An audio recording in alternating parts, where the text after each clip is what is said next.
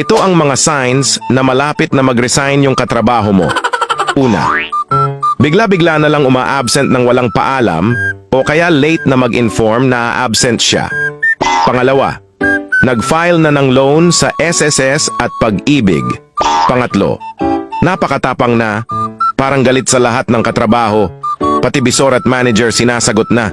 Pang-apat, naghihintay na lang ng 13 buwan na sahod, tanong ng tanong kung kailan at magkano ang makukuha.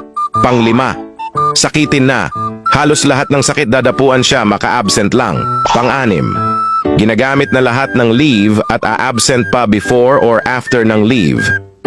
Pang-pito, nagpo-post na sa social media ng feeling stress sa work kahit nang sa cellphone lang naman.